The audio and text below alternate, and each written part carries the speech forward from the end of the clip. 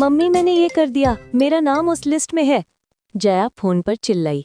उसकी माँ ने रिसीवर को अपने कान से थोड़ा दूर कर लिया, लेकिन इस बार उन्होंने जया को फोन पर बात करने के तरीके के लिए नहीं टोका। आखिरकार उनकी बेटी को अंतर्राष्ट्रीय नृत्य उत्सव में स्कूल का प्रतिनिधित्व करने के लिए चुना गया था। मम्मी, मुझे नहीं पता कि मुझे कौन सा रोल मिलेगा, जया आगे बोली। हम सबको ऑडिटोरियम में बुलाया गया है, मैं घर आकर और बताऊंगी।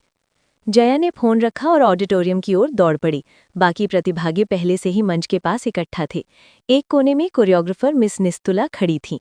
अभी हम ये तय नहीं करेंगे कि कौन कौन सा किरदार निभाएगा, उन्होंने कहा। पहले 2 महीनों तक आप सभी लचीलापन बढ़ाने के लिए अभ्यास करेंगे और भाव भंगिमाई सीखेंगे। उसके बाद हम कास्टिंग करेंगे। जया ने कोरियोग्राफर की बातों पर ज्यादा ध्यान नहीं दिया। वो तो बस खुश थी कि उसका चयन हो गया था। पूरा दोपहर वार्म अप, स्टेप्स और अभ्यास में गुजर गया। जया घर पहुंची, गरम, पसीने से भीगी और उत्साहित। उसने अपनी माँ को पूरे अभ्यास के बारे में बताया। इतना अभ्यास करके मुझे बहुत भूख लगी है मम्मी, क्या आप मेरे लिए अपना खास ग्रिल्ड चीज़ सैंडविच बना देंगी जब तक मैं जल्दी से नहा लूँ?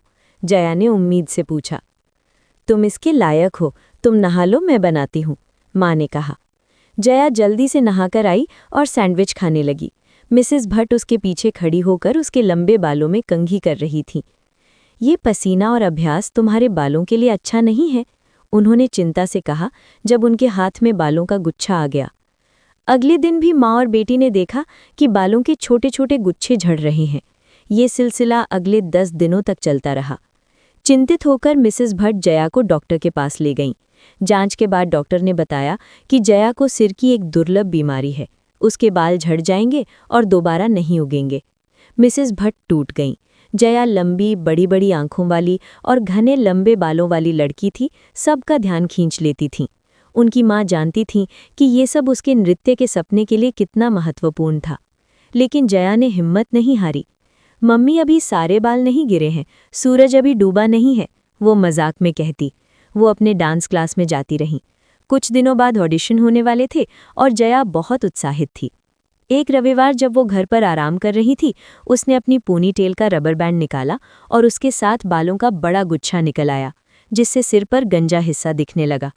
पहली बार उसे एहसास हुआ कि वो तेजी से अपने बाल खो रही है। अब मैं क्या करूं, मैं ऑडिशन भी नहीं दे पाऊंगी, जया ने दुखी होकर दोस्तों से कहा। अरे, गिनीज वालों को बुलाओ, जया दुनिया की पहली लड़की होगी जो बालों के साथ डांस करती है, सुजॉय ने मजाक में कहा। फिर उसने प्यार से जोड़ा, डांस करने के लिए बाल जरूरी नहीं होते। ऑडिशन के दिन जया ने नोटिस बोर्ड पर पोस्टर देखा। अंतर्राष्ट्रीय नृत्य उत्सव के लिए हमारी प्रस्तुति सिंड्रेला पर आधारित होगी। जया का नाम 12 बजे के ऑडिशन में था। वो स्कार्फ पहनकर ऑडिटोरियम पहुंची। जब उसकी बारी आई तो मिस निस्तुला ने कहा, कृपया अपना स्कार्फ हटा दीजिए। जया घबरा गई। अगर उसने स्कार्फ हटाया तो उसका गंजा सिर दिख जाएगा, लेकिन उसने हिम्मत जुटाई और स्कार्फ बैग पर रख दिया। कमरे में हलचल मच गई। कुछ बच्चे हंसने लगे, लेकिन जया ने सब नज़रअंदाज कर दिया। उसने पूरे ध्यान से अपना नृत्य किया जैसा उसने अभ्यास किया था। उसे पता था कि उसने अच्छा किया है। ऑडिशन के बाद मिस निस्तुला ने उसे बुलाया। तुम्हारे बालों को क्या हुआ, उन्होंने पूछा। जया ने सब सच बता दिया। और फिर भी तुमने ऑडिशन दिया, क्या तुम्हें लगता है कि तुम्हें कोई रोल मिलेगा? जया ने गहरी सांस ली और कहा, मैम, मुझे नहीं पता कि मैं सिंड्रेला बन पाऊंगी या नहीं, लेकिन मुझे यकीन है कि मुझे कोई ना कोई रोल ज़रूर मिलेगा। और जहाँ तक मेरे बालों की बात है, कॉस्ट्यूम और मेकअप डांस का हिस्सा होते हैं। मैं विग पहन सकती हूँ, मैंने इसके लिए जगह भी ढूंढ ली है। मिस निस्तुला मुस्कुराईं।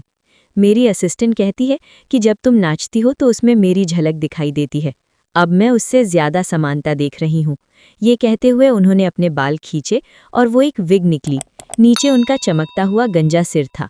तैयार हो जाओ सिंड्रेला बनने के लिए, उन्होंने जया को गले लगाते हुए कहा।